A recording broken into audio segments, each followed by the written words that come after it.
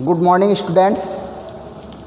आज हम DElEd first semester का मैथ पढ़ेंगे और टॉपिक पढ़ेंगे मैथ में टॉपिक पढ़ेंगे HCF and LCM, highest common factor and lowest common multiple के बारे में। लस और मस आज हम पढ़ने वाले हैं, जानने वाले हैं इनकी विशेषताएं, जानने वाले हैं सवाल किस प्रकार से होता है, जानने वाले हैं गुणज क्या होता है, गुणनखंड क्या होता है, सह अभाज्य गुणनखंड क्या होता है। आज इन सब को हम जानने वाले हैं। तो सबसे पहले लस और मस में हम टॉपिक को जो बताने वाले हैं वो है गुणज मल्टीपल्स है। तो मल्टीपल्स को आज जानेंगे, मल्टीपल्स के प्रॉपर्टीज़ को जानेंगे, प्रॉपर्टीज़ आज मल्टीपल्स जानेंगे कि इनकी विशेषताएं क्या हैं और इसकी परिभाषा को जानेंगे और हम देखेंगे कि मल्टीपल्स गुणज कैसे ज्ञात किए जाते हैं, कैसे पूछे जाते हैं। तो सबसे पहले हम मल्टीपल्स को जानते हैं इनकी परिभाषा के नाम से। देखिए मैंने लिख दिया है, आप स्क्रीनशॉट ले सकते हैं, डिस्क्रिप्टिव में आपको मिल जाएगा, PDF मिल जाएगा, आप PDF डाउनलोड कर सकते हैं। तो सबसे पहले हम गुणज को समझते हैं। जब एक संख्या को दूसरी संख्या से गुणा किया जाता है तो प्राप्त संख्या दोनों मूल संख्याओं की गुणज कहलाती है। ध्यान से जो बहुत सरल है। इसको कोई दो संख्याएं हैं, अगर उनका हम गुणा करें तो जो तीसरी संख्या प्राप्त होगी वो संख्या जो है उन दोनों मूल संख्याओं की गुणज कहलाएगी। जैसे के लिए हम समझते हैं, एग्जाम्पल हम समझते हैं। जैसे आपसे कहा कोई दो संख्या, अगर मैं कहूँ 8 और गुणित 9, तो 8 गुणित 9, 8 9 72 आ गया। दो संख्याओं का गुणा करने से नई संख्या प्राप्त हुई 72। कहा गया दो संख्याओं का किसी एक संख्या में दूसरी संख्या से गुणा करने पर जो तीसरी संख्या प्राप्त हो रही है वो दोनों मूल संख्याओं का क्या कहलाएगा? गुणज। तो यहाँ अगर मैं बात करूँ 8 और 9 का गुणज क्या है? 72 है। 9 का एक गुणज 72 भी है, 8 का एक गुणज 72 भी है। क्लियर है? अगर मैं कहूँ 5 गुणित 3, 5 तिहाई कितना आ गया? 5 तिहाई 15 आ गया। तो यहाँ 5 और 3 का दो संख्याओं का गुणा किया, तीसरी संख्या प्राप्त हुई। तो इन दोनों संख्याओं का गुणज एक गुणज जो है 15 भी है। दूसरी भाषा में समझो, इसकी परिभाषा समझो। एक तो आपने ये जान लिया, दूसरी परिभाषा बहुत सरल ये है, किसी भी संख्या का गुणज उसके पहाड़े में होता है। किसी भी संख्या का गुणज उसके पहाड़े में होता है। जैसे 2 का गुणज अगर मुझे ज्ञात करना हो, 2 का गुणज अगर हमें ज्ञात करना है तो 2 का पहाड़ा पढ़ो, टेबल पढ़ लो। 2 1 का 2, 2 दूनी 4, 2 तिहाई 6। तो 2 का अगर हमें गुणज ज्ञात करना हुआ तो मैंने कहा किसी भी संख्या का गुणज उसके पहाड़े में होता। अगर हमें 2 का गुणज ज्ञात करना हुआ, ठीक है, तो क्या होगा? 2 1 का 2, 2 दूनी 4, तिहाई 6, 2 चौकाट और ये 10 12, बिल्कुल इसी तरह से। ऐसे ही अनगिनत गुणज 2 के ये सब गुणज हैं। 2 का एक गुणज स्वयं वह संख्या भी है। 2 4 6, 2 के ये सभी जो है संख्याएं जो आएंगी वो सब गुणज कहलाएंगी। एक पॉइंट की बात है, जो विशेषता है, जो प्रॉपर्टीज़ है इसकी, वो ये है किसी भी संख्या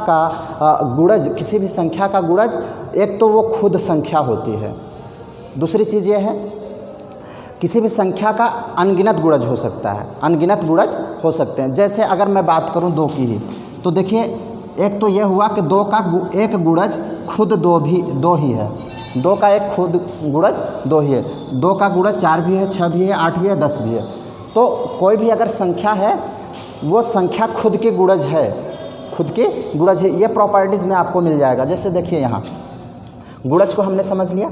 अब अगर गुणज की विशेषता में आए, ध्यान से समझिए, प्रॉपर्टीज आज मल्टीपल्स आए। अगर गुणज की विशेषता की अगर हम बात करें तो गुणज की विशेषता ये कहता है, पहला जो कहा गया है वो ये कहा गया है प्रत्येक संख्या स्वयं की गुणज है। प्रत्येक संख्या स्वयं की गुणज है। जैसे मैंने कहा क्या? गुणज, किसी भी संख्या का गुणज उसके पहाड़े में होता है। कहा गया पॉइंट फर्स्ट, प्रत्येक संख्या स्वयं की गुणज है।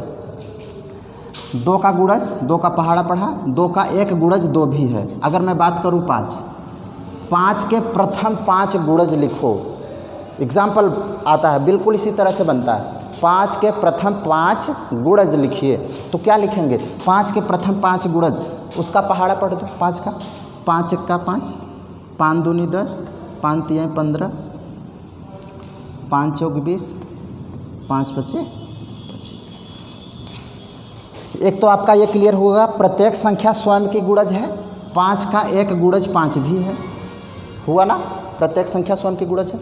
5 के प्रथम 5 गुणज हमें लिखने के लिए कहा गया था, तो 5 के प्रथम गुणज हमने लिख दिए, 5, 10, 15, 20, 25, 5 का पहाड़ा पढ़ दिया, प्रथम 5 बार गुणज आ गया, आएगा तो और क्लियर है। प्रॉपर्टीज़ में और देखते हैं दूसरा, प्रत्येक संख्या एक की भी गुणज है, प्रत्येक संख्या एक की भी गुणज है। अब अगर इसको हम समझें, प्रत्येक संख्या एक की भी गुणज है, बिल्कुल है, आप नॉर्मल तरीके से इसे समझिए।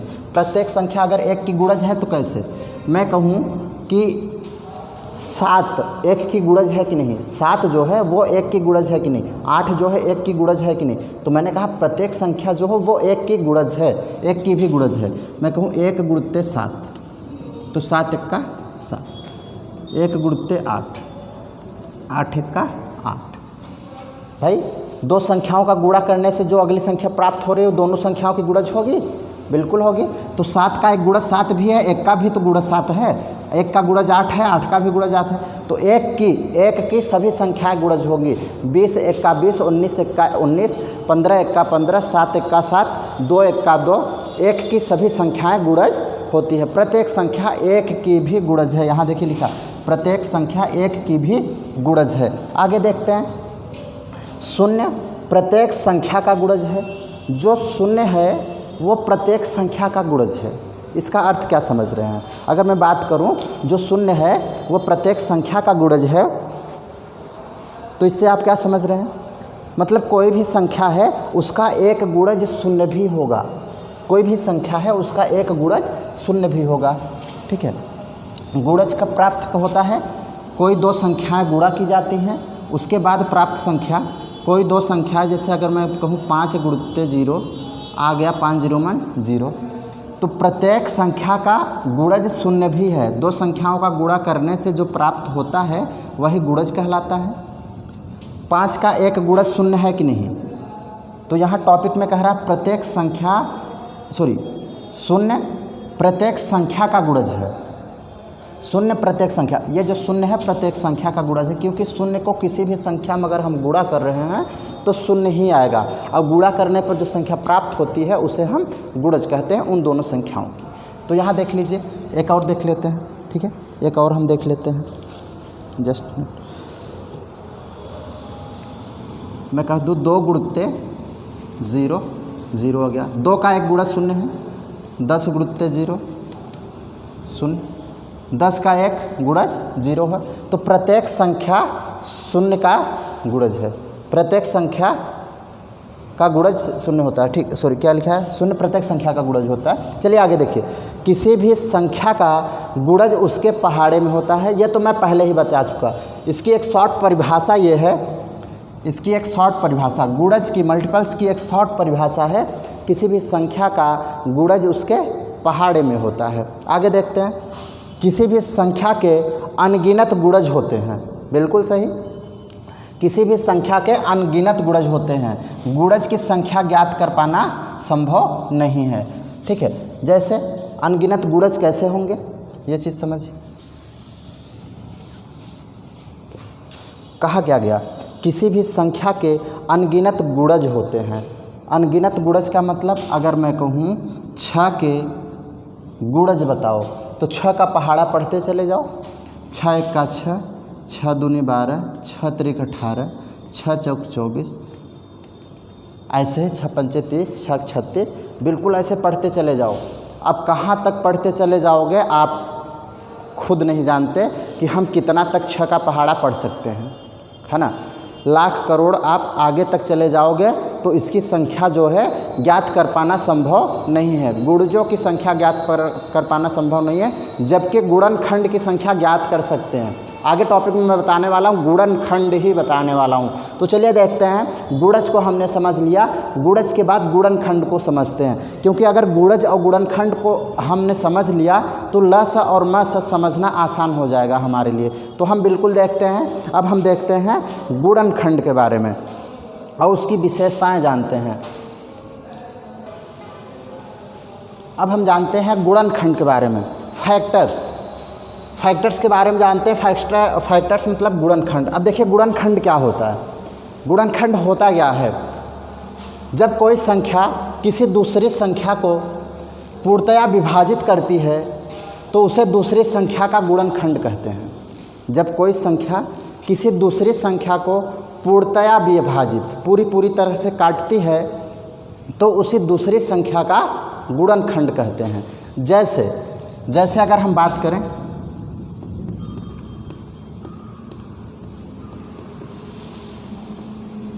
18 के सभी गुणनखंड के बारे में।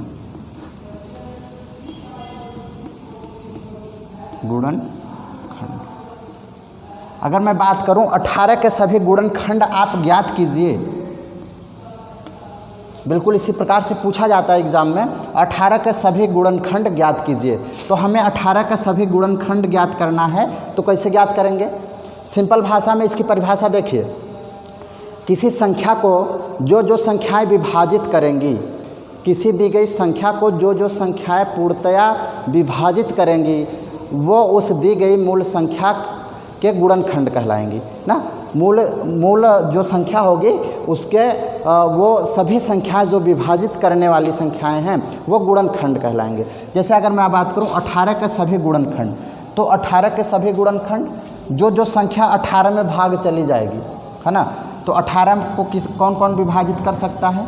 1 2 3 6 का 18 6 विभाजित कर सकता है और 9 का विभाजित कर सकता है। उसके अलावा 18 भी विभाजित कर सकता है। ध्यान से समझिएगा, सिंपल सी परिभाषा यहाँ आपको लिखा गया। जब कोई संख्या किसी दूसरी संख्या को पूर्णतया विभाजित करती है तो उसे दूसरी संख्या का गुणनखंड कहते हैं।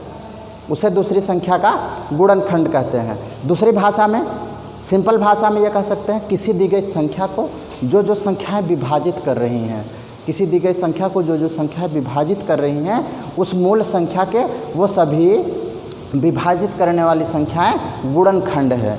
जैसे 18 के गुणनखंड हमें लिखना है कि 18 के सभी गुणनखंड, तो हमने लिख दिया। 18 को विभाजित करने वाले अंक 1 18 को विभाजित कर देगा, 2 कर देगा 3 6 6 3 18 9 दूनी 18 18 भी 18 को विभाजित कर देगा। अब यहाँ 1 और 18 की अगर हम बात करें तो गुणनखंड की प्रॉपर्टीज़ में आते हैं। गुणनखंड की विशेषता, प्रॉपर्टीज़ ऑफ फैक्टर्स, गुणनखंड की विशेषता के बारे में अगर हम बात करें, अब आगे देखते हैं। गुणनखंड की विशेषताएं,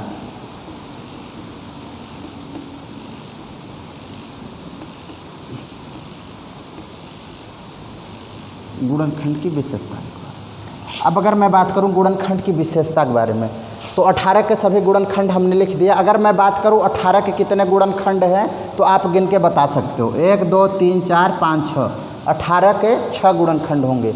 यहाँ से एक चीज़ आपको दिख रहा है, 18 का एक खुद 18 भी गुणनखंड है।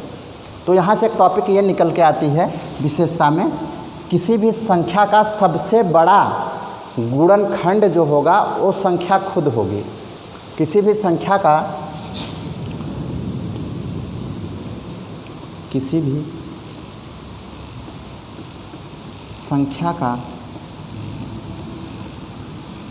सबसे बड़ा गुणनखंड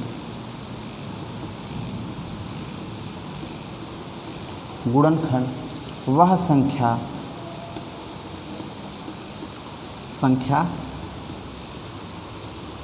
स्वयं है।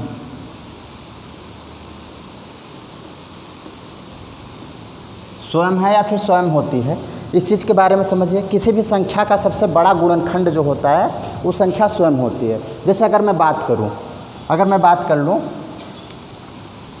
6 के सभी गुणनखंड बताओ, तो 6 के सभी गुणनखंड कैसे आएंगे? 6 को विभाजित करने वाली संख्या है। 1 काटेगा, 2 काटेगा, 3 काटेगा और 6 खुद 6 काटेगा।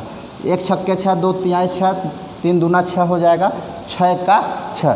तो 6 का सबसे बड़ा गुणनखंड एक 6 भी तो है, ठीक है। और सबसे छोटा गुणनखंड यहाँ से निकल के आता है। किसी भी संख्या का सबसे छोटा गुणनखंड 1 होता है।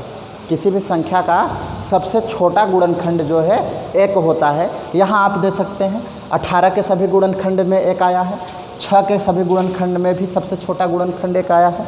अगर मैं कहूँ 10 के गुणनखंड लिखो तो 10 का गुणनखंड लिखने के लिए 1 काटेगा, 2 काटेगा, 5 काटेगा और खुद 10 काटेगा।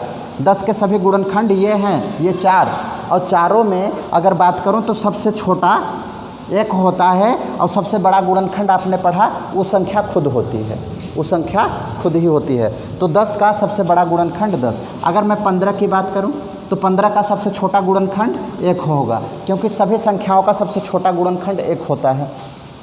15 का सबसे बड़ा गुणनखंड खुद 15 होगा। 15 को कितने गुणनखंड हो सकते हैं? 15 के सभी गुणनखंड लिखिए, आप आसानी से बता सकते हैं। 15 के सभी गुणनखंड 1 काटेगा, 3 काटेगा, 5 काटेगा, है ना, और खुद 15 काटेगा, और कोई संख्या है नहीं काटने वाली। 3 × 5 = 15, 5 × 15, और 15 खुद 15 को काटेगा। तो 1 2 3 4, 15 के कितने गुणनखंड? 4 गुणनखंड। गुणनखंडों की संख्या भी आप ज्ञात कर सकते हैं। किसी भी संख्या के गुणनखंडों की संख्या आप आसानी से जो है ज्ञात कर सकते हैं। इसके सूत्र बने हैं, बाकी ये आपके सिलेबस में नहीं है। ये टेट और सुपर टेट के सिलेबस में अक्सर पूछे जाते हैं, सीटेट में पूछे जाते हैं। यहाँ आपको इसकी ज़रूरत नहीं है कि कितने गुणनखंड होते हैं ज्ञात करके बताइए, ठीक है। हाँ, आपसे पूछा जा सकता है कि 15 के प्रथम 4 गुणनखंड बताइए, है ना। 15 के प्रथम 4 गुणनखंड बताइए। 210 के प्रथम 2 गुणनखंड बताइए। तो कोई भी शुरुआती के 2 गुणनखंड आपको बता देने हैं। ये रहे गुणनखंड की बात। विशेषता में एक आपने पढ़ लिया। दूसरी विशेषता जो है उसे देख लीजिए आप, प्रॉपर्टी। दूसरी मैंने कहा किसी भी संख्या का सबसे बड़ा गुणनखंड वो संख्या खुद है। अब किसी भी संख्या का सबसे छोटा गुणनखंड, अभी मैंने बताया छोटा गुणनखंड क्या होता है? 1 होता है, 1 होता है। यहाँ आपने देख लिया सभी संख्याओं का गुणनखंड सबसे छोटा 1 होता है। 1 सभी संख्याओं का गुणनखंड है और वो भी सबसे छोटा। सबसे बड़ी गुणनखंड वो संख्या खुद होगी। क्लियर है? गुणनखंडों की संख्या ज्ञात किया जा सकता है। आपने गुणज में देखा है कि किसी भी संख्या के अनगिनत गुणज होते हैं, लेकिन किसी भी संख्या की, यहाँ अगर मैं बात करूँ तीसरे नंबर की विशेषता, तो ये कर सकते हैं कि किसी भी संख्या के गुणनखंड सीमित होते हैं, है ना।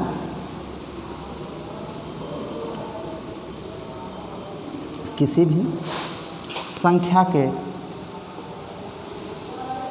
के गुणनखंड सीमित होते हैं।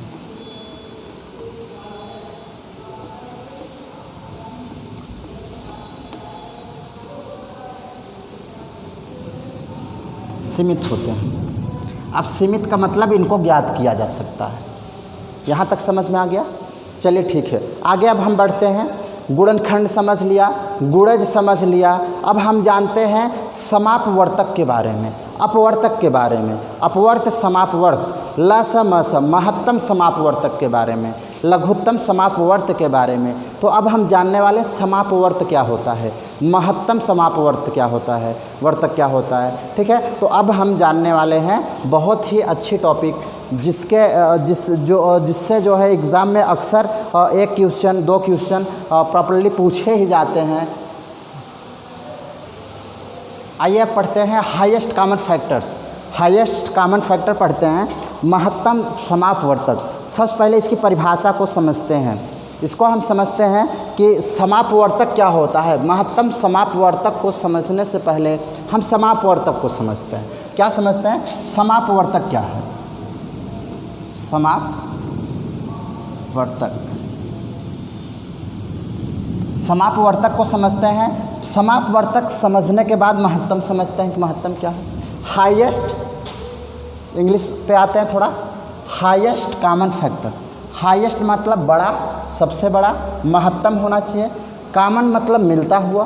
फैक्टर मतलब गुणनखंड, मतलब किन्हीं 2 या 2 से अधिक संख्याओं का वह सबसे बड़ा कॉमन फैक्टर है ना। सबसे बड़ा कॉमन फैक्टर ही अभिष्ट संख्याओं का मत्स्य कहलाता है। परिभाषा पाने से पहले हम बताते हैं कि समापवर्तक क्या है। समापवर्तक की परिभाषा समझिए।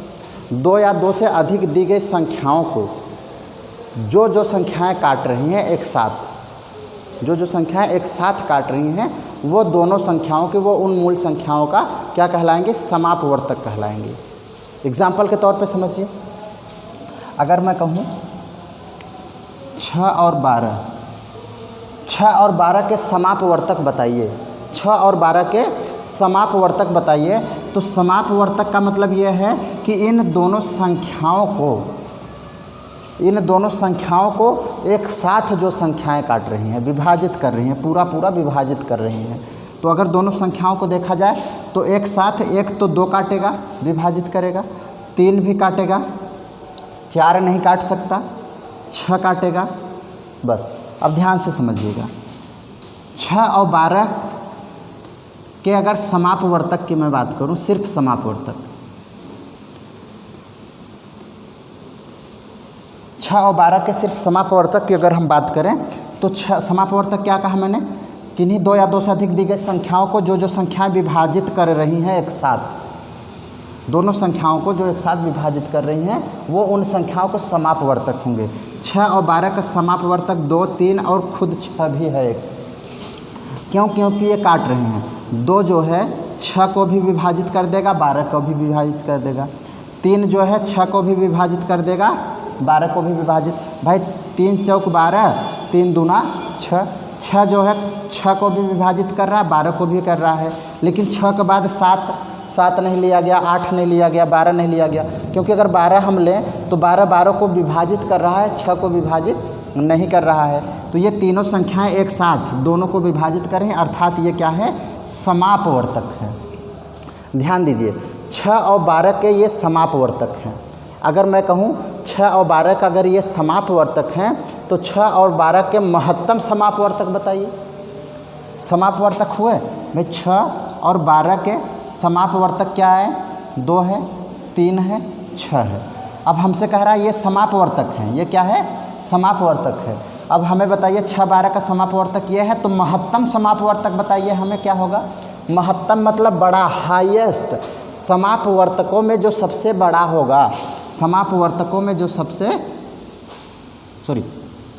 हाईएस्ट कॉमन फैक्टर, समापवर्तकों में जो सबसे बड़ा होगा वही क्या है? महत्तम समापवर्तक है, HCF है, मस है।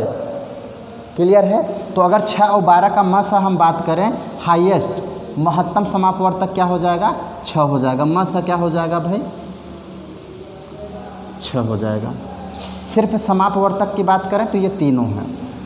महत्तम कौन सा है? 6 है। समझ में आया? एक और बताएं, अगर मैं कह दूं 6 और 18 के, 6 और 18 के समापवर्तक बताइए। तो समापवर्तक वही संख्याएं जो एक साथ इन दोनों को काटेंगी, विभाजित करेंगी। एक तो 2 विभाजित करेगा, 3 भी करेगा, 3 दूना 6, 3 छक 18, 6 भी करेगा विभाजित, 6 का 6, 6 त्रिक 18। और इसके अलावा अब हमें नहीं लग रहा कोई विभाजित करने वाले हैं। यहाँ भी जो है इनके 6 और 18 का समापवर्तक भी यही आ रहे हैं, 2, 3, 6 आ रहे हैं। अगर महत्तम 6 और 18 के समापवर्तक ये तीनों है। महत्तम समापवर्तक म सा कौन सा होगा? महत्तम मतलब सबसे बड़ा वाला समापवर्तक। समापवर्तकों में सबसे बड़ा ही म सा कहलाएगा। क्लियर है? यहाँ तक क्लियर है? चलिए एक और देख लेते हैं एग्जाम्पल महत्तम समापवर्तक के। अब अगर मैं बात करूँ 20 और 30 की, है ना, 20 और 30 की बात करूँ,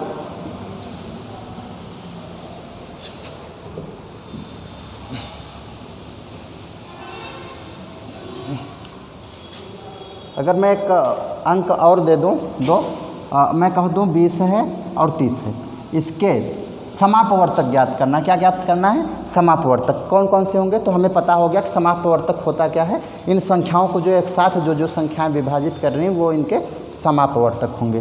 तो यहाँ हम देखते हैं कि इसको काटेंगे कौन। 2 काट देगा, 2 धम्मा, 2 15 में कटेगा, है ना। इसके अलावा 3 काटेगा नहीं, है ना। 4 पंचे 20, 4 भी नहीं काट रहा है। अच्छा 5 काट देगा, है ना। 5 चौक 20, 5 छक 30 हो जाएगा, है ना। 6 इसे विभाजित कर नहीं पाएगा, है ना, 6 नहीं विभाजित कर पाएगा।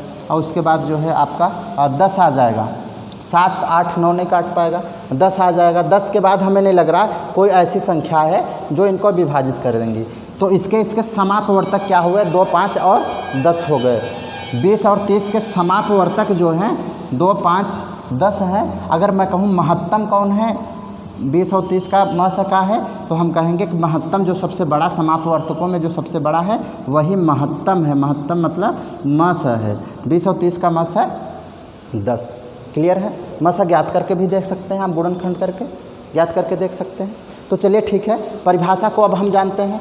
अगर हम समापवर्तक समझ लिए तो महत्तम समापवर्तक की परिभाषा जानते हैं, है ना। महत्तम समापवर्तक की परिभाषा हम जान लेते हैं। चलिए,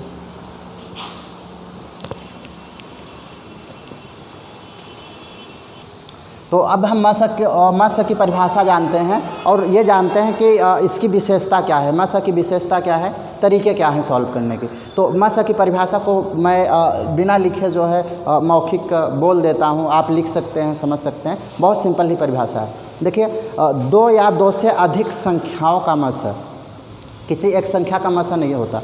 2 या 2 से अधिक संख्याओं का मस वह बड़ी से बड़ी संख्या है जो उन संख्याओं को पूर्णतया विभाजित कर दे। 2 या 2 से अधिक संख्याओं का मस वह बड़ी से बड़ी संख्या है जो दी हुई संख्याओं को पूर्णतया विभाजित कर दे। क्लियर है? परिभाषा क्लियर है? अब एग्जाम्पल पे आए। अब छोटा सा एग्जाम्पल अभी हम लिए थे 20 और 30 का। अगर मैं कहूँ 20 और 30 का मस ज्ञात करो, मस ज्ञात करो। परिभाषा का कहा, 2 या 2 से अधिक संख्याओं का मस वह बड़ी से बड़ी संख्या है जो इन दोनों संख्याओं को पूरी विभाजित कर दे। तो अगर मैं बात करूं 20 और 30 को सबसे वह सबसे बड़ी संख्या कौन सी होगी जो इन दोनों को विभाजित कर देगी, है ना। तो 20 और 30 को सबसे बड़ी संख्या, तो इसके समापवर्तक हम ज्ञात कर लेते हैं। सबसे बड़ी संख्या वो कौन सी होगी भाई? हमारे पास तरीके हैं क्या ज्ञात करने की विधियां हैं। अभी तो मैं सिर्फ समझा रहा हूँ, परिभाषा ज्ञात करने की विधि पर भी आता हूँ। अगर मैं कहूँ कि 20 और 30 को 2 विभाजित करेगा तो आप कहेंगे बिल्कुल विभाजित करेगा, है ना। अगर मैं कहूँ कि जो है 5 विभाजित करेगा तो आप कहोगे हाँ बिल्कुल विभाजित करेगा।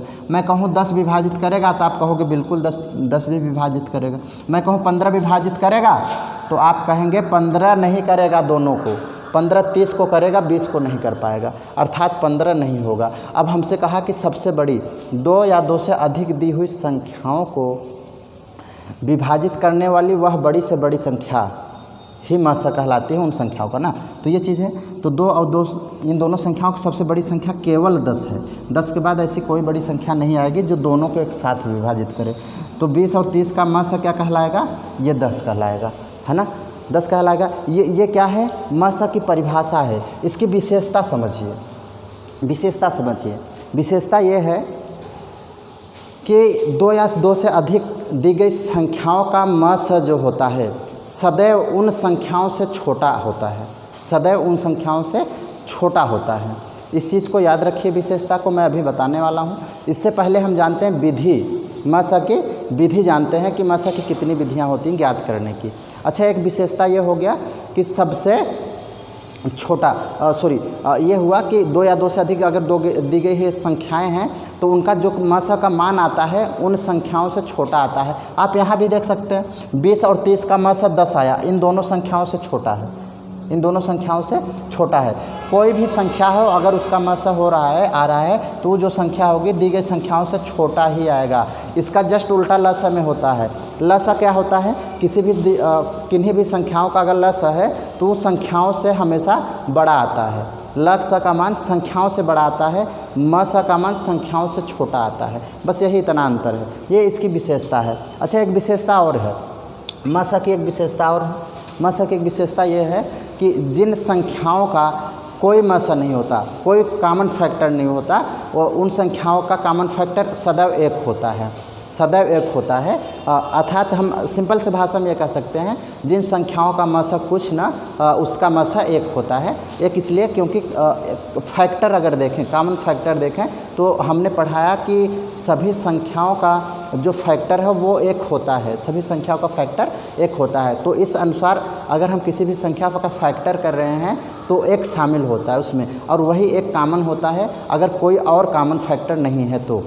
ठीक है, तो जिन संख्याओं का मसा कुछ नहीं उन संख्याओं का मसा एक होता है, ये चीज़ आपको याद रखना है।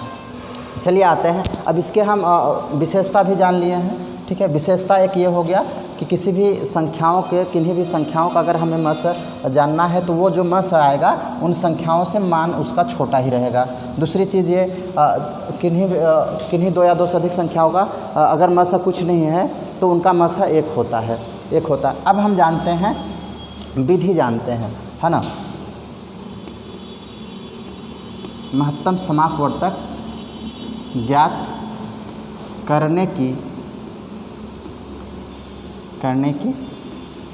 विधि।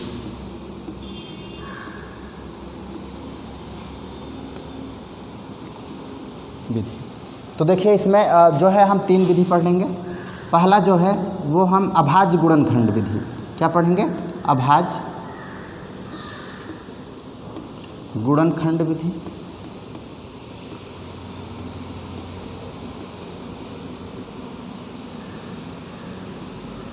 दूसरा जो पढ़ेंगे पंक्ति विधि कह लीजिए, पंक्ति विधि। तीसरी जो विधि हम पढ़ेंगे वो भाग विधि पढ़ेंगे, भाग विधि।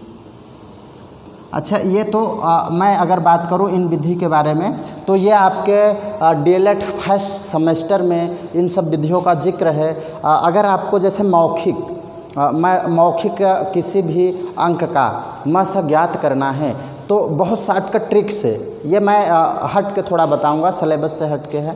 एक ट्रिक बता दूंगा उन स्टूडेंट्स के लिए जिनको जल्दी से ज्ञात करना है मस, जिनको जल्दी से प्राप्त करना है मस, है ना, उत्तर प्राप्त करना है, उनके लिए एक छोटी सी ट्रिक बताऊंगा कि आप मौखिक कैसे, है ना, बिल्कुल 2 सेकंड में 5 सेकंड में ही मौखिक आप ज्ञात कर सकते हैं कि इसका मस क्या होगा। ये हट के रहेगा। बाकी ये ट्रिक आपको एग्ज़ाम में नहीं फॉलो करने हैं, आपको एग्ज़ाम में विस्तार से डिस्क्रिप्टिव मेथड से ही कॉपी में लिखना है, भरना है, ये सब करना है। तो आज के लिए मैं इस वीडियो में इतना ही जिक्र किया हूँ। हमारा पार्ट सेकंड आएगा HCF एंड LCM का। पार्ट सेकंड वाले वीडियो में हम इन सब विधियों के बारे में जिक्र करेंगे और हर एक पर 2-2 क्वेश्चन पुटअप करेंगे, है ना, जिनके आंसर आपको भी बताना है, और जो है नहीं आया तो मैं तो सॉल्व करूँगा ही करूँगा, और ये बताएंगे कि कौन कौन से जो है क्वेश्चन एग्ज़ाम में पूछे गए हैं। तो थैंक यू।